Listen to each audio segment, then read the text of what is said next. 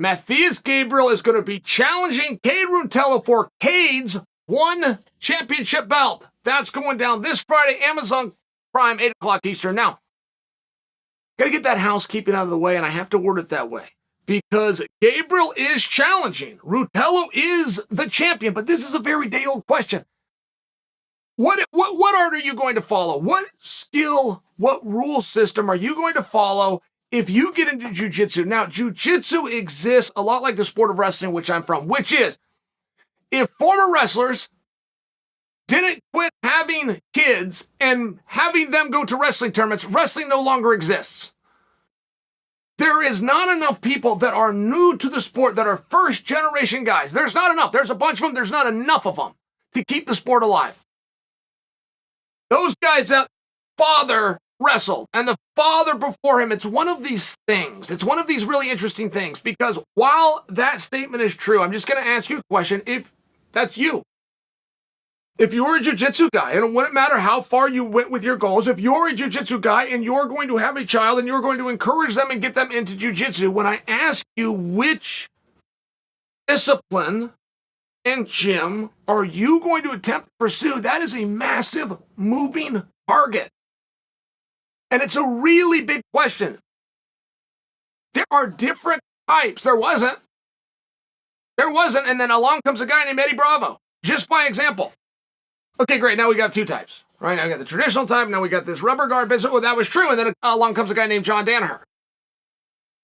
Just for example, it all starts moving again. And then you're going to go into certain tournaments and you can't do anything to the knee.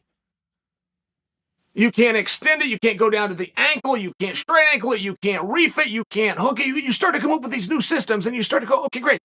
I understand that. I understand that for safety reasons. And I don't want to throw myself or my child into this kind of environment. But what if we do practice those things? And what if we do learn those mills? We just do it with skilled teammates who we can trust. Is it a better art and discipline for our hard work and our purposes? Yes, it is. How am I going to find one of these gyms? Okay, great. Well, ultimately, no matter who's the best, whoever wins ADCC is going to be recognized at the best. So let's take the gi off. Let's do this no gi business. And even if it's once every couple of years and we don't make it to that level, at least we can set our sights the highest. Does that sound reasonable to what I just said? With some agreement. I get that that's not going to be unanimous opinion, but does it sound reasonable what I just said? Because ADCC is going to be challenged by one championship. I mean, there really is going to be a challenge here, and their rules are similar.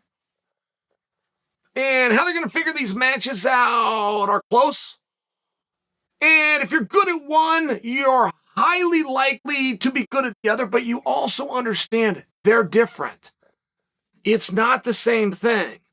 You could just look at the time structure. I could just stop you right there. Within sport, when you look at the time structure, it is wildly different what you're doing. You want to use combat by example? Go and look at amateur that goes 3 rounds for boxing versus the professionals. You'll see where the Cubans will dominate and clean up a whole bunch of medals in the Olympic Games, but they won't make it to the next level. If you start to understand why, you start to understand you have a different sport. And I feel as when one championship who's already on Amazon Prime, who is now giving huge prizes away, who is putting it on in front of sold-out audience, when they want to step forward with the big, beautiful gold belt and come out in a timely fashion, you are going to be confronted with, if I'm going to go down this journey, or if I'm going to encourage that of my child, I want them to go on the right journey to the biggest path. Once we all agree on a very close variation to what I just said, a very close variation, you then are going to start to see the differences with Gabriel versus Ruotolo. We have seen jiu-jitsu and MMA, and we've seen those two worlds come together. But when you go out there and you compete for keeps, position controls the day in MMA, and submission controls the day in jiu-jitsu. Where is your balance? It's very important that when I break into this and I start to learn it, if I'm good at getting position, which means I'm good at getting on top, that I can stay there and not get finished from there, or give that position up by a sweep or a reversal. It's very important that I do that. I've got to learn the defenses. Once I learn the defenses, I've got to learn the offenses. Now, what you start to run into with one championship is you start to find yourself working against the clock. When I very first got into grappling, I was interested in, oh, look, he's in half guard. Oh, wow, 3 minutes later, wow, they've moved to side control. 3 minutes later, they're in something called north-south. Boom, you're done. Both guys are exhausted. The audience has seen 3 positions. They were skilled positions. They were really interested. Both these guys are dripping wet and sweat, and they've got to get off the mat. You got to bring somebody else out there. That's not the case anymore.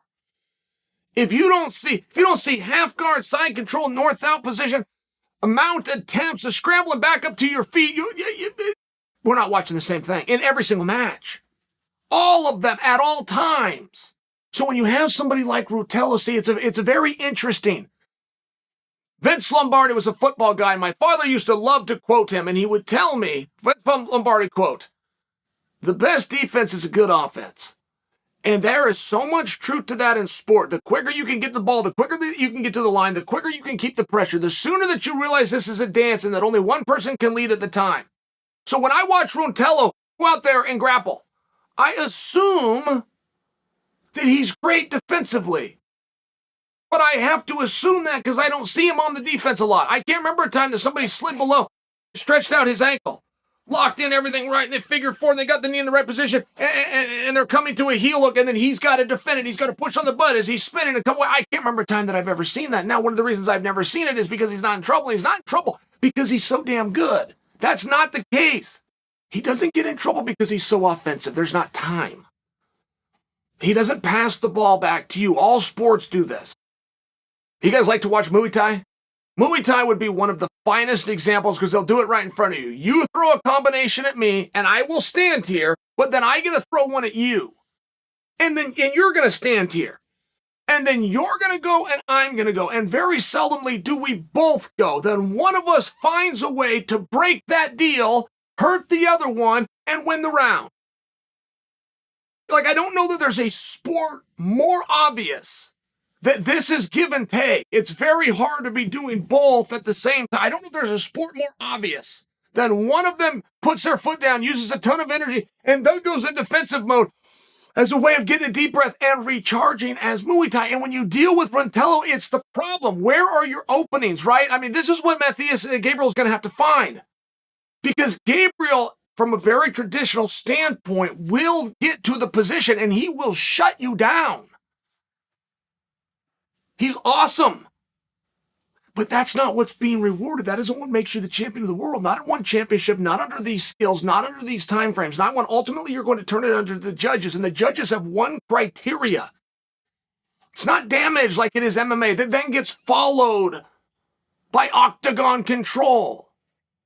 They have one thing they're looking for. Who tried to finish the match more?